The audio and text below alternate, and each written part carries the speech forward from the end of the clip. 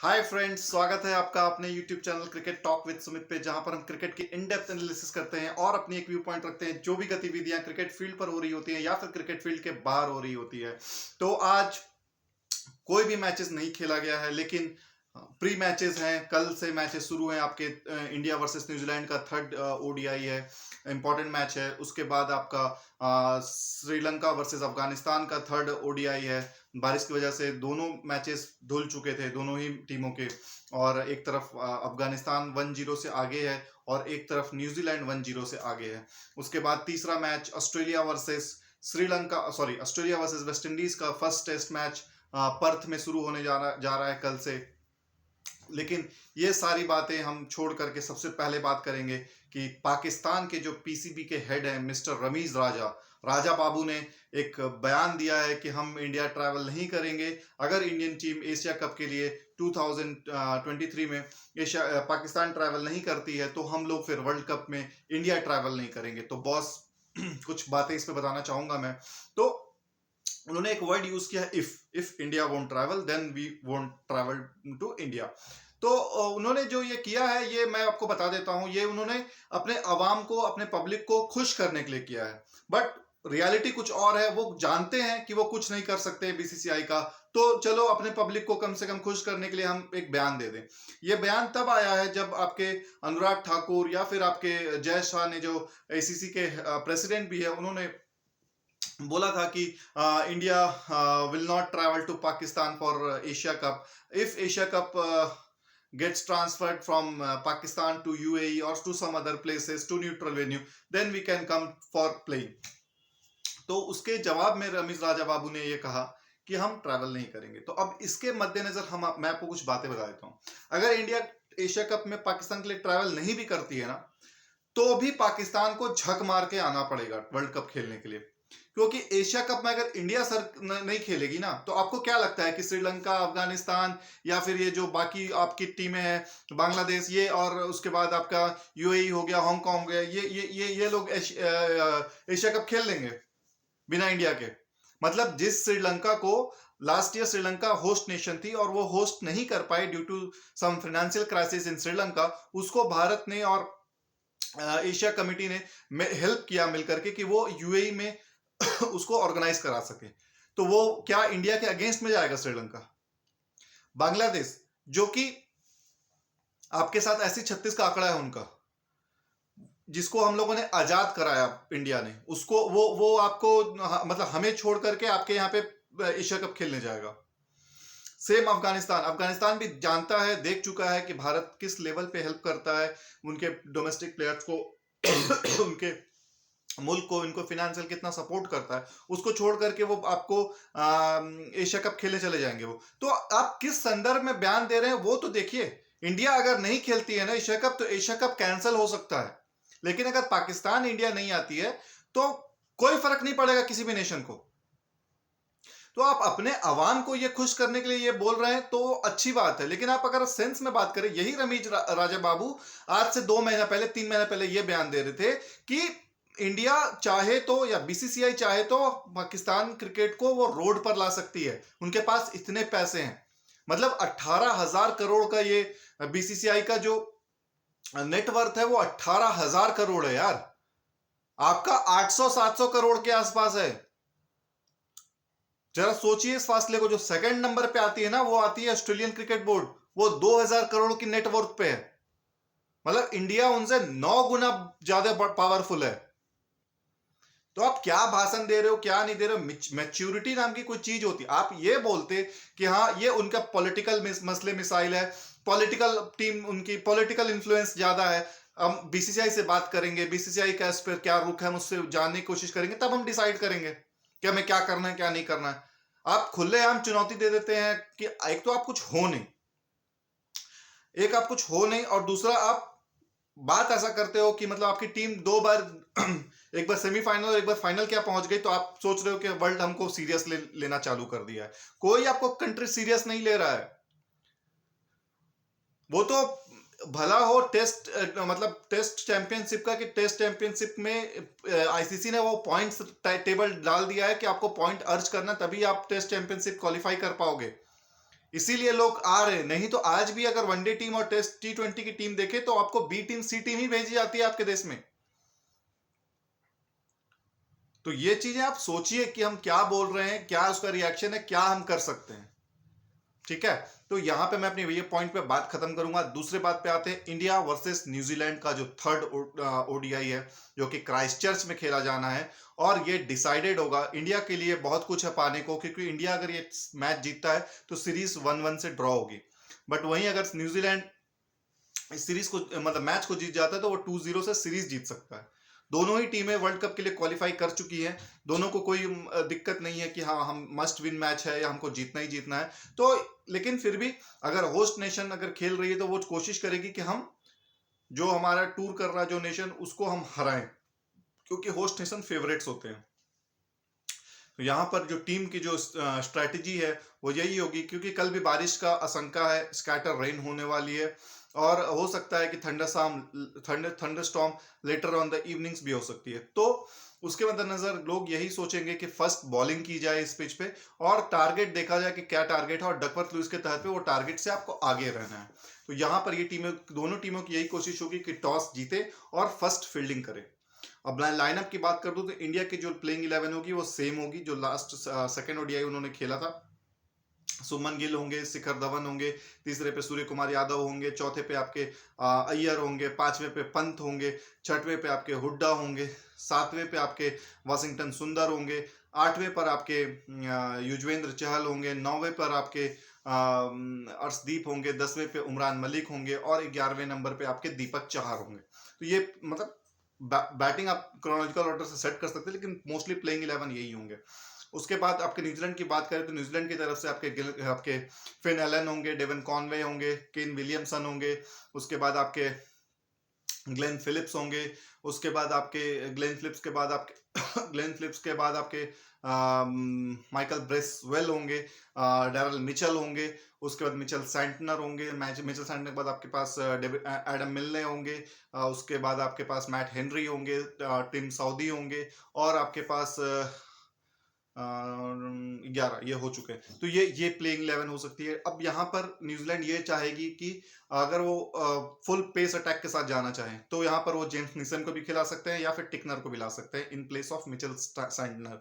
अगर वो चाहेंगे कि नहीं, 4 पेसर काफी हैं और एक स्पिनर रहेगा, तो वो भी उस ऑप्शन पे जाते हैं। लेकिन इंडिया यहाँ पर अगर छठवें बॉलिंग ऑप्शन के लिए जाती है तो दीपक हुड्डा को ड्रॉप करके उनको एक प्रॉपर बॉलिंग बॉलर, मतलब या तो शार्दुल ठाकुर को वो इन करे या फिर किसी और बॉलर को लेकर। लेकिन मुझे टीम इंडिया की स्ट्रैटेजी समझ में नहीं आ रही है कि आपके पास 2023 वर्ल्ड कप के शुरू होने के लिए आपके पास मुश्किल से 25 ओडीआई मैचेस हैं। इन्हीं 25 ओडीआईज में आपको फाइनलाइज करना है कि हमें कौन सी टीम उतारनी है और कौन सी टीम नहीं उतारनी है। तो मेरा अब यहाँ पर यह सवाल है कि जब आपको अब लिमिटेड ओवर्स के मैचेस आपके पास बहुत कम बचे हुए हैं, तो आपको ये कोशिश करना है कि हमारे पास बॉलिंग ऑप्शन क्या है। अगर मेरे मेन प्लेयर्स फिर से इंजर्ड हो जाते हैं तो मेरे बॉलिंग ऑप्शंस क्या होंगे। तो आपको यहाँ पर पहले बात तो मोहम्मद सिराज को जाने नहीं देना था।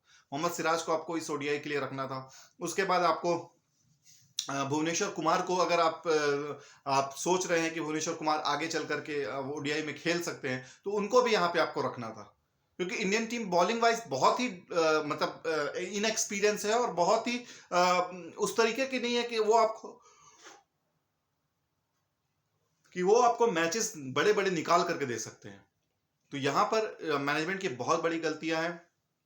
बॉलिंग ऑप्शन आपके पास पूरे होने चाहिए। ऑल्दो आपके पास आप you will look after for Bumrah, Shami और अर्शदीप, हर्षल पटेल तो ओडीआई नहीं खेलेंगे मेरे ख्याल से, T20 में ही रहेंगे। तो इस टाइप के प्लेयर्स को आपको निकालना पड़ेगा, लेकिन आप मौका नहीं दे रहे हैं। मोहम्मद सिराज को आपने ड्रॉप किया हुआ है, आपने प्रसिद्ध कृष्णा को टीम में नहीं शामिल कर रखा है। तो ये सारी चीजें इंडियन टीम को, बीसीसीआई को बैठ करके अब सोचना पड़ेगा। बीसीसीआई ने अभी जस्ट रिसेंटली एक मीटिंग भी बुलाई थी हाई लेवल की, जिसमें राहुल द्रविड़, विराट कोहली और रोहित शर्मा टीम में इन्वॉल्व थे।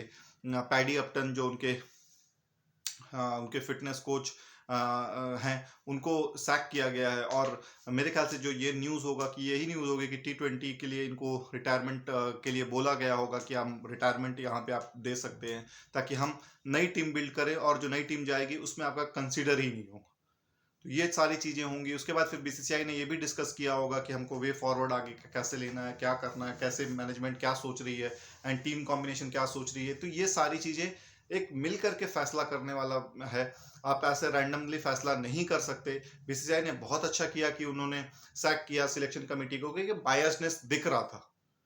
जो 2021 का जो वर्ल्ड कप था और 2022 का जो वर्ल्ड कप हुआ T20 में, वो सिमिलर टीमें खेली हैं यार, ऑलमोस्ट, मतलब एक या दो चेंजेस होंगे, बाकी सभी लोग सेम थे। ये चीजें नहीं होनी चाहिए। अगर आप उसी समय आपने रिजल्ट ओरिएंटेड नहीं मिला, आपको वहीं से आपको प्रोसेस स्टार्ट कर देना था, लेकिन ये बहुत डिले किया टीम इंडिया ने।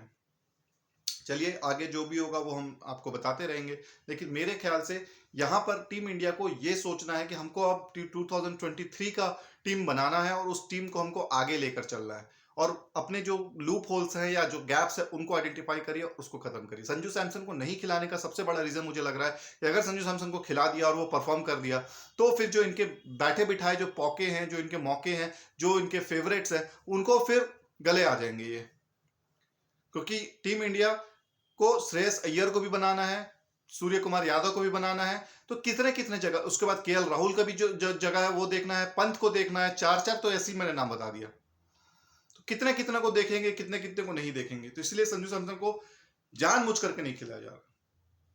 मैं आपको ओपन बात बता रहा हूं आज। ऐसा नहीं है कि कोई दुश्मनी है संजू सैमसन। संजू सैमसन को इसीलिए नहीं खिलाया जा रहा है क्योंकि अगर वो परफॉर्म कर देता है तो इन लोगों को फिर कहां खिलाएंगे, इन लोगों को कहां बिठाएंगे, क्योंकि ये सब एक ही थाली के चट्टे बट्टे हैं।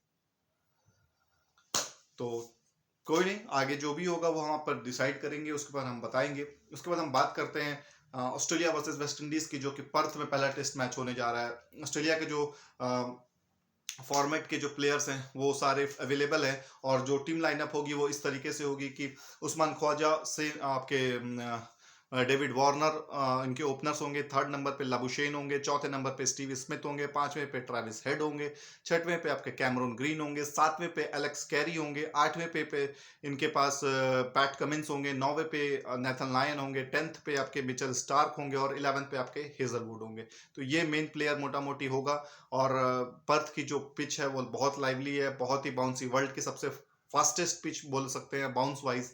और यहाँ पर खेलना और यहाँ पर परफॉर्म करना बहुत ही, दोनों ही बहुत चैलेंजिंग होता है। बट ऑस्ट्रेलिया यहाँ पर वेस्ट इंडीज को बहुत टफ मैच तो नहीं देखने को मिलेगा।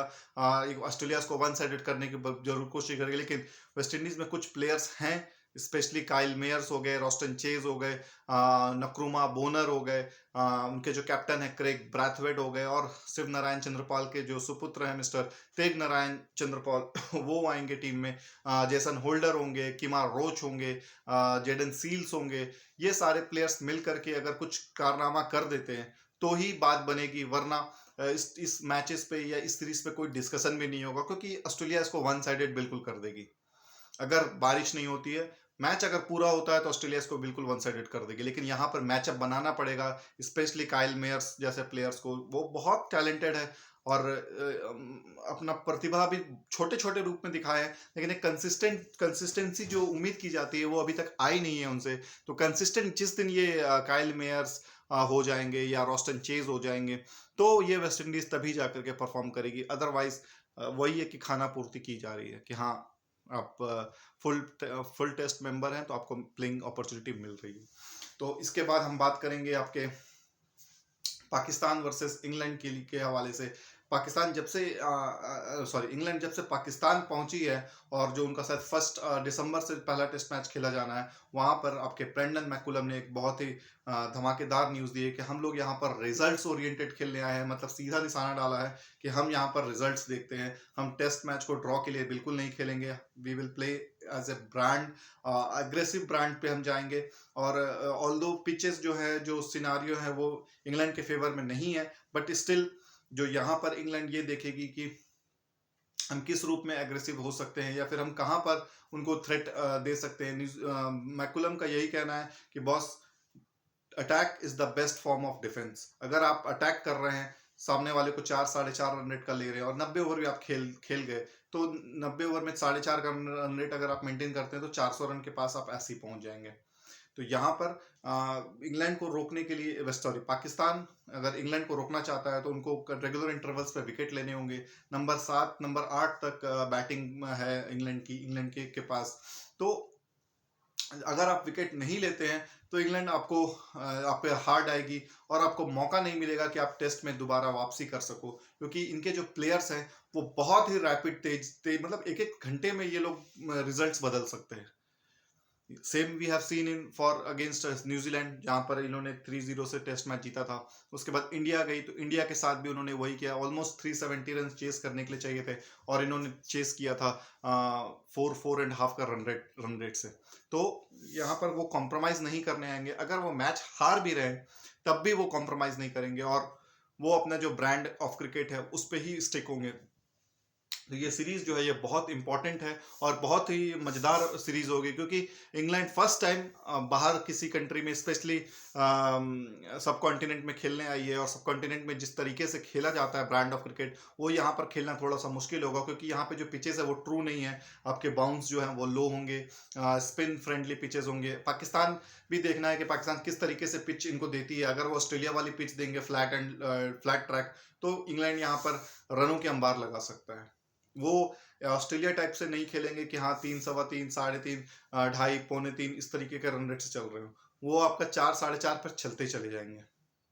तो आपको सोच समझ करके पिच बनानी होगी।